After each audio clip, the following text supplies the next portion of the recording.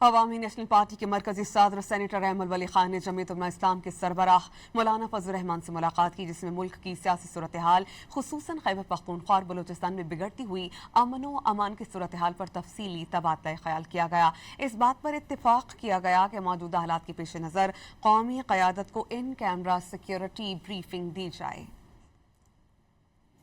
عوامی national party کے مرکزی صدر سینیٹر احمد ولی خان نے جمعیت علماء اسلام کے سربراہ مولانا فضل الرحمان سے ملاقات کی، جس میں ملک کی سیاسی صورتحال خصوصاً خیبر پختونخوا اور بلوچستان میں بگڑتی ہوئی امن و امان کی صورتحال پر تفصیلی تبادلہ خیال کیا گیا۔ اس بات پر اتفاق کیا گیا کہ موجودہ حالات کے پیش نظر قومی قیادت کو ان کیمرہ سیکیورٹی بریفنگ دی جائے۔